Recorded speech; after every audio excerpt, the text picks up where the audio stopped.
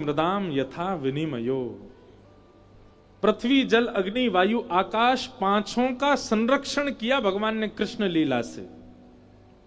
पृथ्वी का संरक्षण किया भगवान ने मृद भक्षण लीला करके। भगवान ने सबको बताया कि ये माटी बड़ी पवित्र है, ठाकुर जी जिह्वा पे धारण कर रहे हैं। जल को पवित्र किया कालिया नाग को भगा करके। पर्वतों का संरक्षण किया गिरिराज जी धारण करके। वृक्षों का संरक्षण किया कुंज निकुंजों में लीला करके। अग्नि का संरक्षण किया भगवान ने 2 बार अग्निपान की। एक बार तो ब्रजवासियों को बिंद दिखाया, एक बार ठाकुर जी ने ब्रजवासियों को सामने अग्नि पी ली। ठाकुर जी अग्नि पी रहे थे। यशोदा मैया बोली, अरे विधाता जी काय रोए, जे मेरो लाला ना है, जे तो कोई और है। नंद बाबा बोले, नहीं नहीं यशोदा जी हमारो ही लाला है। ना है, हमारो लाला तो नेक ताते दूध को भी फूंक मार के पीवे। तातो समझे? तातो मतलब रे नेक गुनगुनो। गुनगुना मतलब थोड़ा हल्का गरम। यशोदा मैया के गरम गरम दूध को पहले फेंट के औटा के वाकू ठंडो कर दूं।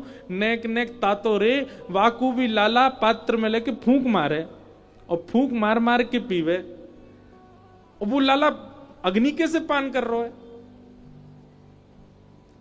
मेरो लाला ना है जी, मेरो लाला तो दूध भी फूंक मार के पीवे। ऐसी यशोदा मैया। ठाकुर जी पी गए। पंच तत्वों को पवित्र किया कृष्ण लीला से। और धाम्ना स्वेन सदा निरस्तकुहकं सत्यं परं धीमहि। धाम्ना स्वेन सदा निरस्तकुहकं सत्यं परं धीमहि। 3 स्थानों पर भगवान ने यत्रत्र सर्गो मृषा, 3 स्थानों पर भगवान ने लीला की, ब्रज, द्वारिका और हस्तिनापुर। अंत में भगवान उद्धव को ज्ञान उपदेश करते हुए अपने धाम को प्रस्थान कर गए। ऐसे परम सत्य श्री कृष्ण को हम बारंबार प्रणाम करते, वंदन करते। तो इस प्रकार ब्रज लीला भी प्रथम श्लोक में है। परंतु मूल यदि पूछें तो श्रीमद् भागवत के प्रथम श्लोक में परम सत्य को वंदन किया। एक होता है सत्य और एक होता है परम सत्य। हम आप सब भी कई बार खुद को भी सत्य मानते हैं, जबकि हम भी सत्य नहीं हैं, हम भी मिथ्या हैं। बताइए, पानी से बबूला उठा, वो सत्य है कि असत्य है? सत्य है तो टिकना चाहिए, छूते ही वो अदृश्य हो जाता है, उसका कोई अस्तित्व नहीं होता। केवल एक आकार बना करके वो घूम रहा है, वास्तव में उसका कोई अस्तित्व नहीं है। ऐसे ही हम आप सब भी बबूले की तरह हैं। काउदना ठाकुर जी ने नेक छू दिए, सोई काम तमाम है हमारो भी। लेकिन हम भी अपने आप को कभी ना कभी सत्य तो मानते हैं। परम सत्य कौन है? श्री ठाकुर जी।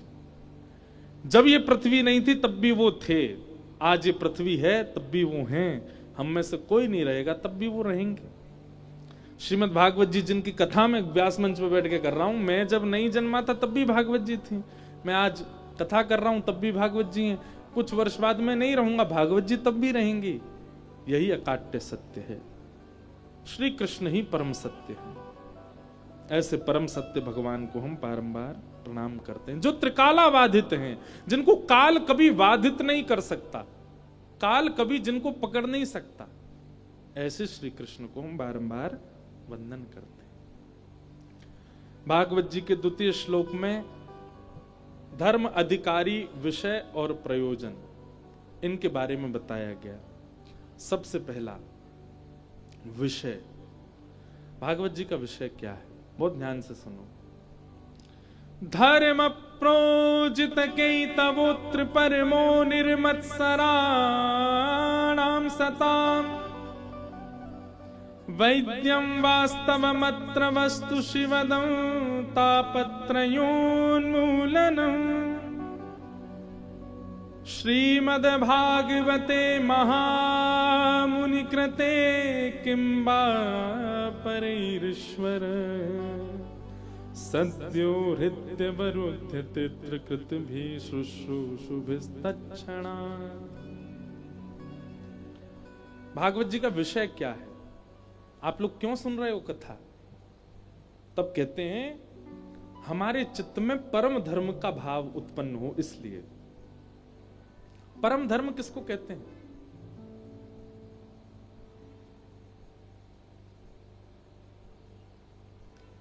हम देह की चिंता करके देह की पूर्ति के जितने भी कर्म करते हैं वो एक प्रकार से धर्म कहलाए जा सकते हैं, पर जब अपने आंतरिक उस आत्मा के उपचार के लिए, उसके कल्याण के लिए जो भी हम कृत्य करते हैं वो परम धर्म कहलाता है। आप कथा धर्म नहीं है सुनना, कथा सुनना परम धर्म है। क्यों? क्योंकि आपका देह तो यहां पर अपनी व्यवस्थाओं से शून्य है। शरीर को जो जो व्यवस्थाएं चाहिए वो तो यहां है ही नहीं।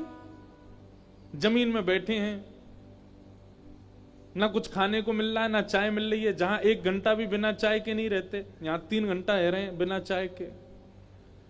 देह को जैसी व्यवस्थाएं चाहिए उन व्यवस्थाओं से शून्य करके जब आप अपने अंतःकरण के कल्याण के लिए क्रिया करते हैं उसको परम धर्म कहते हैं। गिरिराज जी की परिक्रमा करना धर्म है,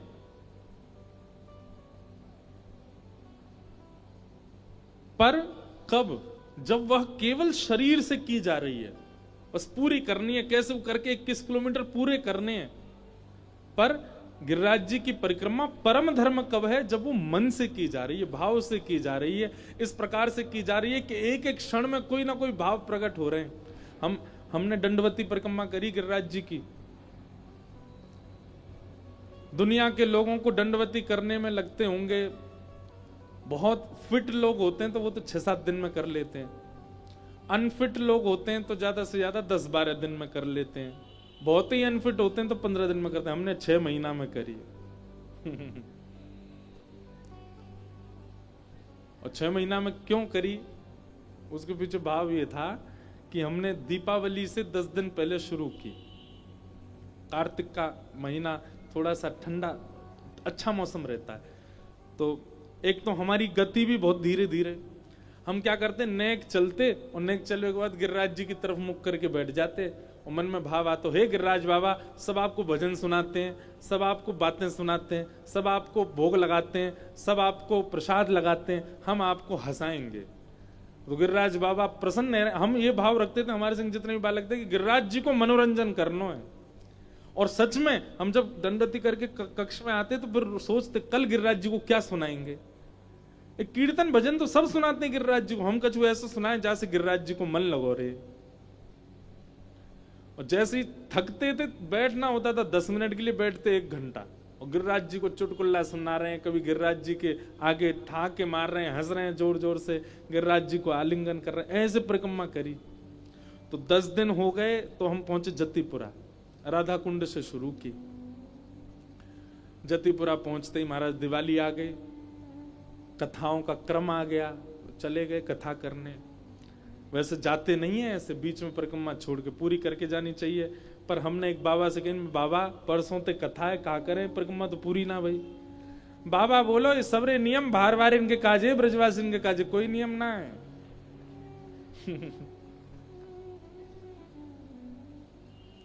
बोलो गंगा मैया की जय।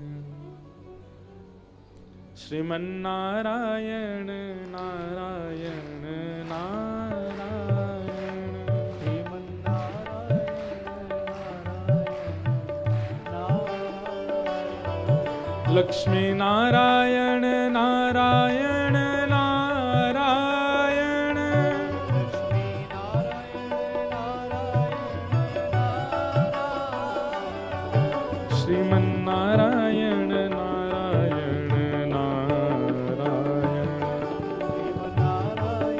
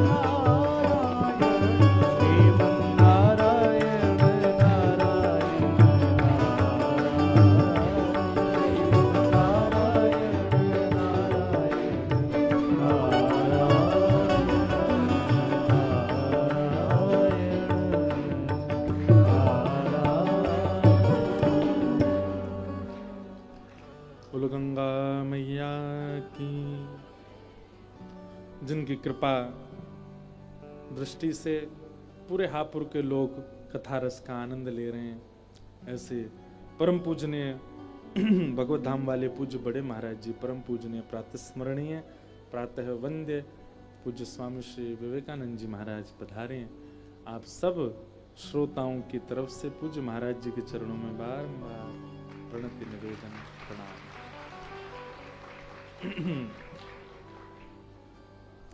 हम क्या निवेदन कर रहे थे? दंडवती।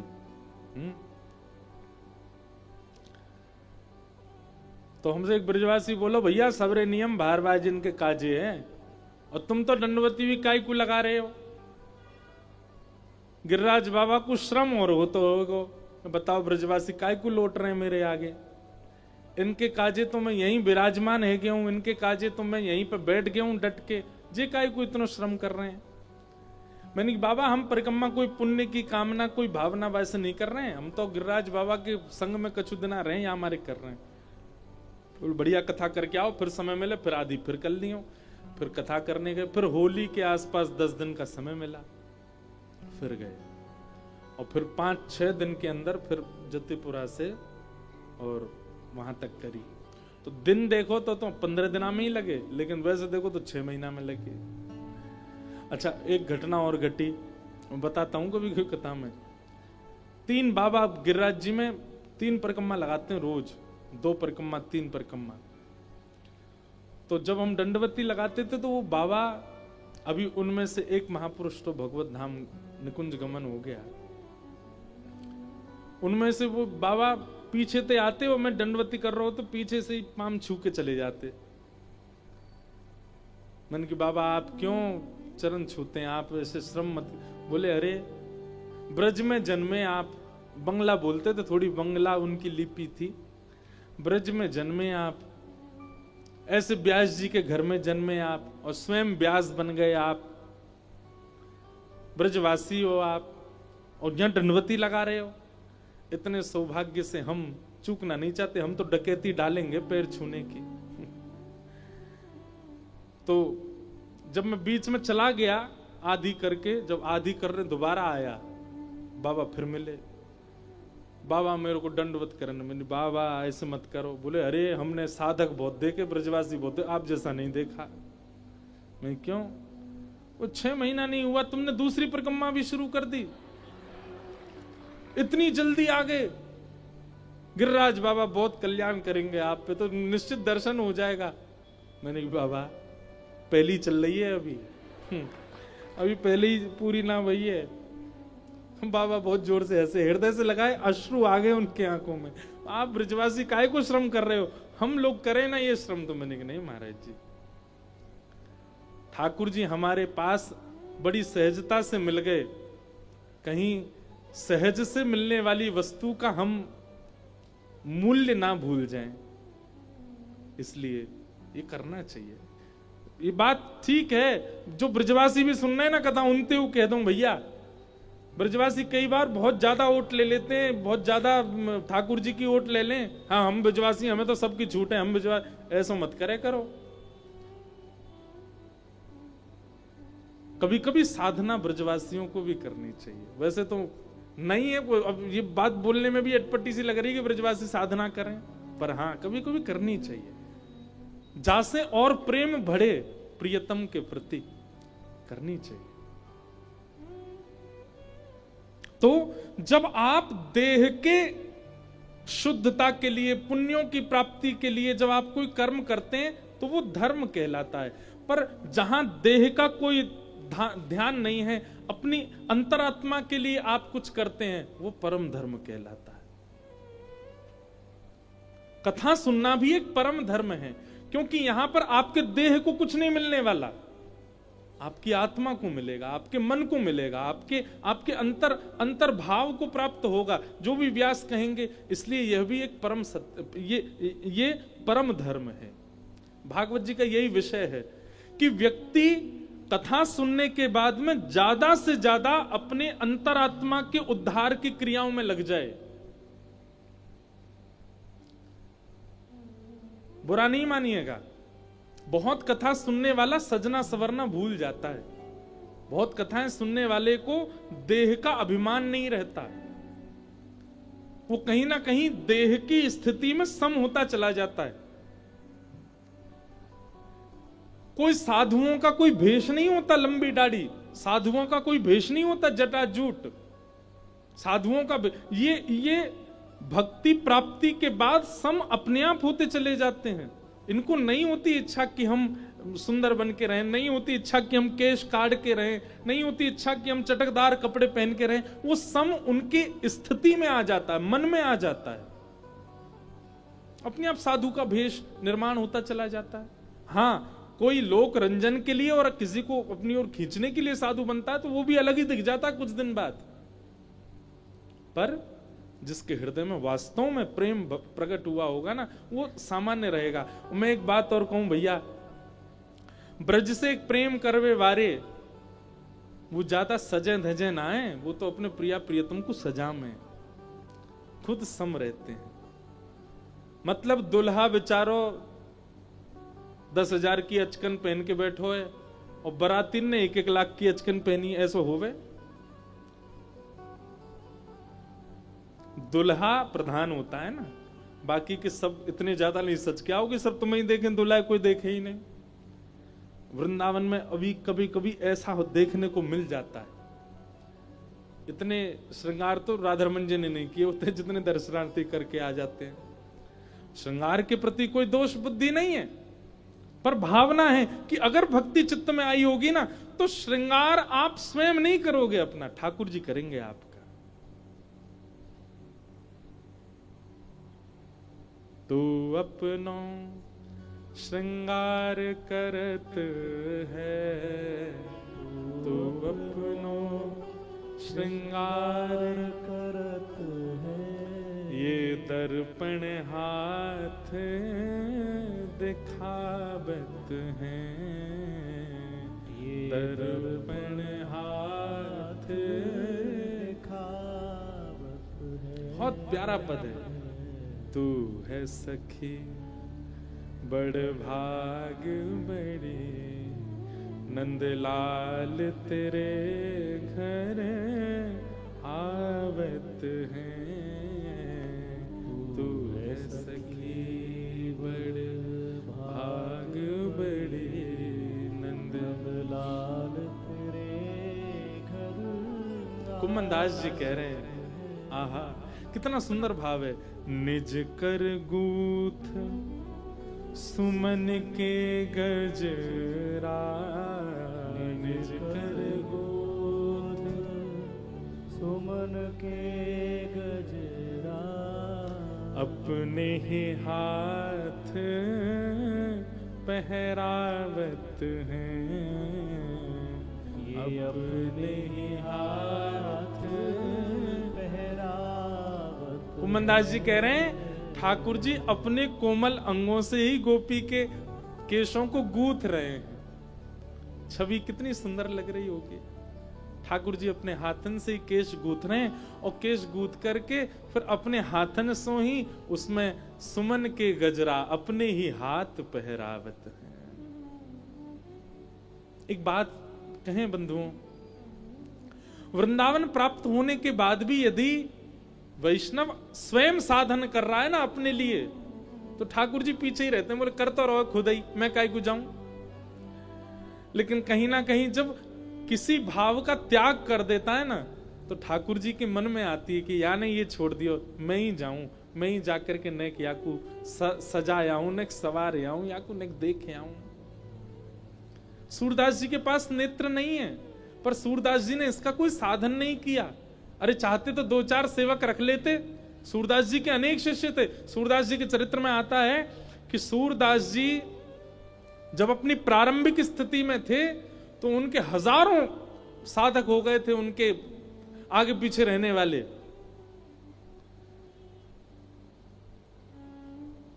पर सूरदास जी ने मन में विचार किया कि ये सब लोग मेरे साथ इसलिए रहते हैं क्योंकि मेरे अंदर सूरदास जी में एक चमत्कार था कि वो किसी का भी भविष्य बता देते थे। सूरदास जी के पास एक गुण था कि वो कभी भी कोई चीज खो जाए, कोई क्या होगा क्या नहीं होगा, वो बता देते थे सहज में ही। एक दिन सूरदास जी ने मन में विचार किया, देखूं तो सही है जितने मेरे आगे पीछे रहते हैं ये वास्तव में मेरे संग रहना चाहते हैं कि नहीं। और सूरदास जी ने मन बना लिया, बोले भैया अब तो हम सब छोड़ छाड़ करके और वन में रहेंगे, एकांतवास किया करेंगे, अब आप लोगों में से जो चलना चाहे चल दो। धीरे धीरे सारे शिष्य कटने लगे। कोई बोले हमारे घर में ये है, हमारी माताजी बहुत वृद्ध हैं, पिताजी अनुमति नहीं दे रहे हैं, पत्नी छोड़ के जाने नहीं दे रही है। और करते करते करते 10 ही लोग रह गए।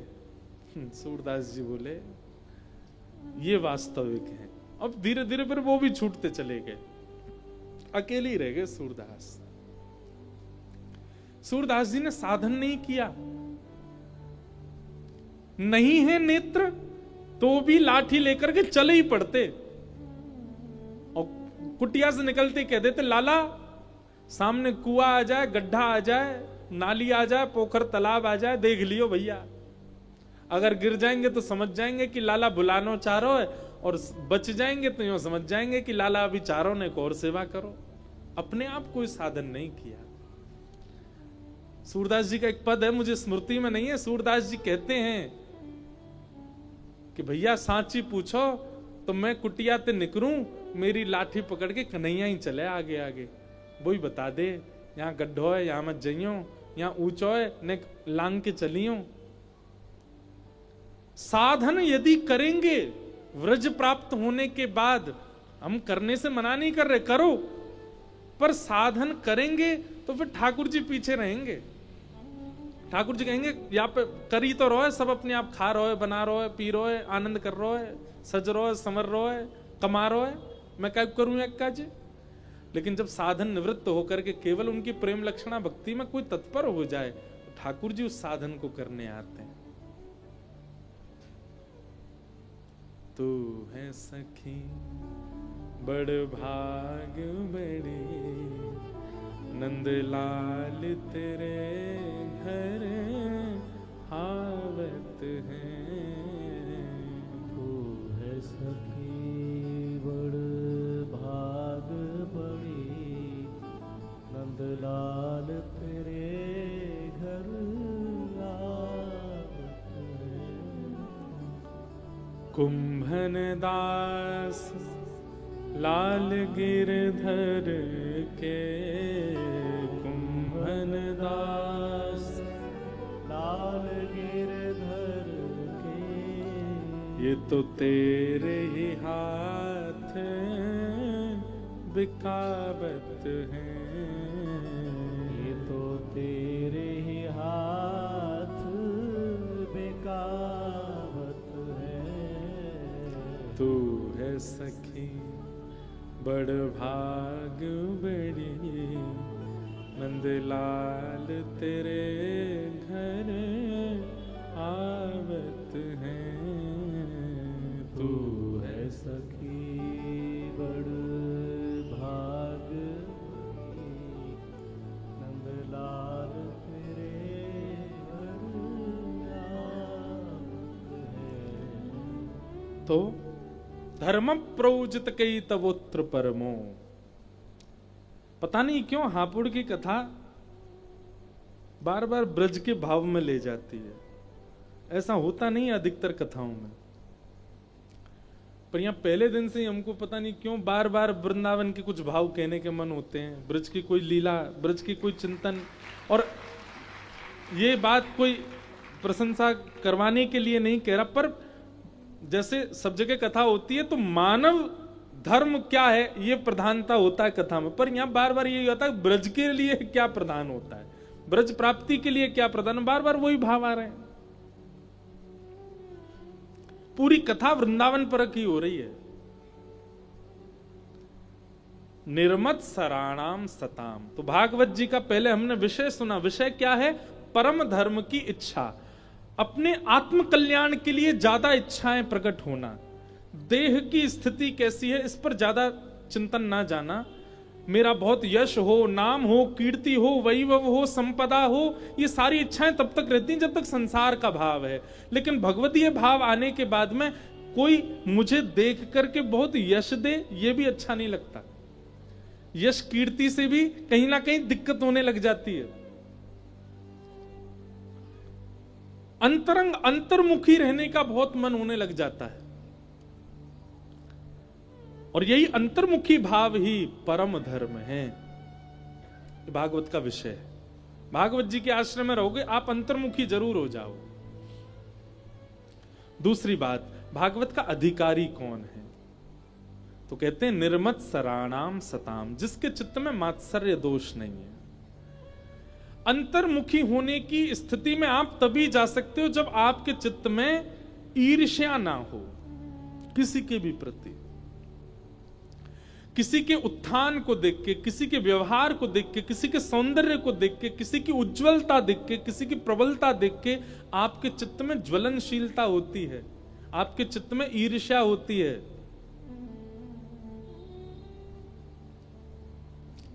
तो ठाकुर जी बहुत दूर हैं आपसे।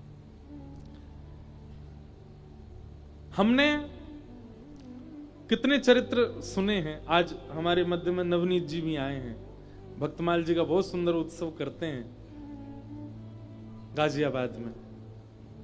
आपने भी अवलोकन किया होगा, और हो सकता है कि मैं गलत भी हो सकता हूं।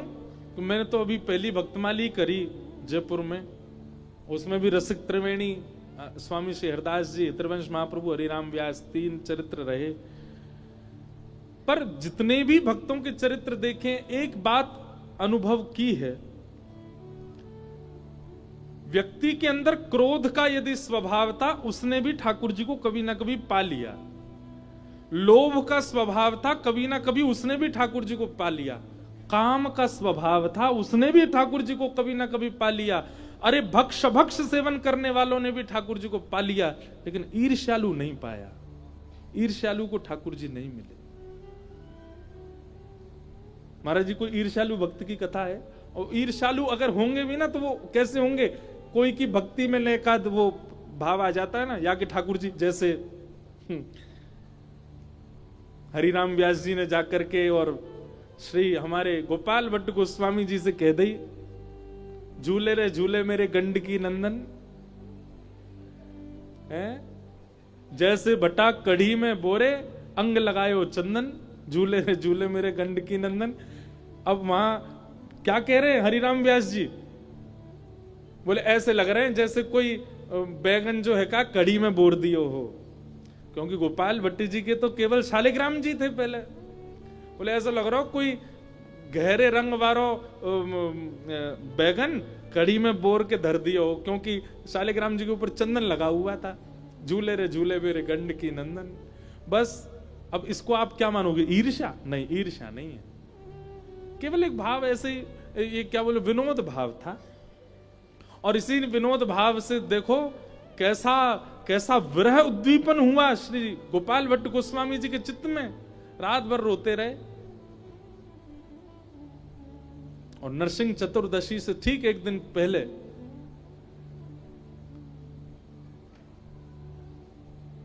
नरसिंह चतुर्दशी के ठीक एक दिन बाद बुद्ध पूर्णिमा को कहा है वो भैया बैठ जाओ बैठ जाओ, क्या हुआ?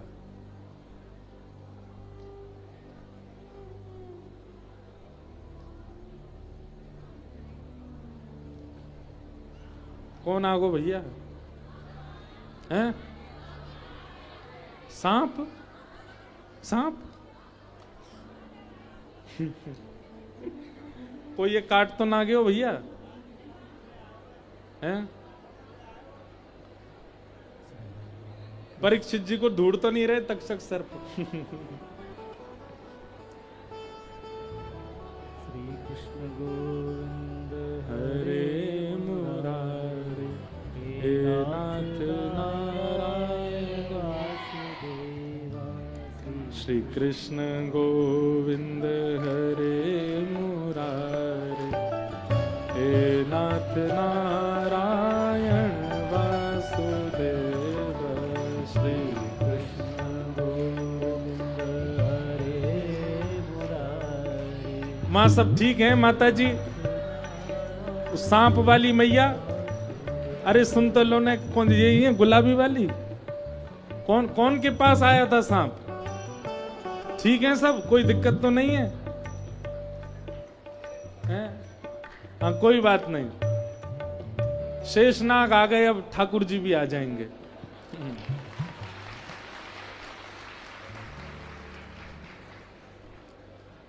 वाह, कितनी तत्परता से कथा सुन रहे थे। बेचारा वो वहां तक पहुंच गया, किसी को पता ही भी नहीं चली होगी। बोलो वृंदावन बिहारी लाल की। तो हम क्या कह रहे थे? इधर देखो, इधर देखो, किसी को कुछ हो तो नहीं गया ना भैया? हाथ उठा के बताए तो एक बार, हमारे सब ठीक है? बेचारी मैया पसीने आ गए हैं। हाँ, तो जहां तक हमारी भावना देखने में आई है कि जिसने उद्देश्य के साथ ईर्ष्या रखी है चित्त में, उसको ठाकुर जी नहीं मिले। तो आपके अंदर क्रोध ज्यादा है, टेंशन की बात नहीं है। कभी ना कभी भगवत साधन करते रहो, सत्संग करते रहो, ठीक हो जाएगा। काम ज्यादा है, साधना से ठीक हो जाएगा। लोभ, ईर्ष्या, द्वेष, अभिनिवेश आदि आदि ये सब ज्यादा हैं, तो ये भी ठीक हो जाएगा। पर द्वेष यानी कि ईर्ष्या, अगर ये आपके अंदर प्रकट हुआ है तो आपका चिंता का विषय होना चाहिए। और एक बात कहें आपको, सबसे ज्यादा मात्रा में यदि दोष मानवों के अंदर है तो वो द्वेष ही है, ईर्ष्या ही है। इसीलिए नहीं मिल रहे ठाकुर जी। ईर्ष्या का भाव नष्ट हो। निर्मत सराणाम सताम। तो भागवत जी का अधिकारी कौन? जिसके चित्त में ईर्ष्या नहीं है। इसका मतलब यह नहीं है कि ईर्ष्यालु व्यक्ति कथा नहीं सुन सकता। कथा में आए, कथा सुनना प्रारंभ करे, सुनते सुनते सुनते सुनते सुनते कुछ समय निकाले, कभी ना कभी तो कथा उसके चित्त से ईर्ष्या को नष्ट करेगी। तो आपके भीतर यदि कोई भी दोष विद्यमान है, निश्चिंत रहो। पर ईर्ष्या है तो चिंता होनी चाहिए, आपकी नींदें उड़नी चाहिए, आपका भजन बढ़ना चाहिए। निर्मत सराणाम सता, भागवत जी का सबसे पहला विषय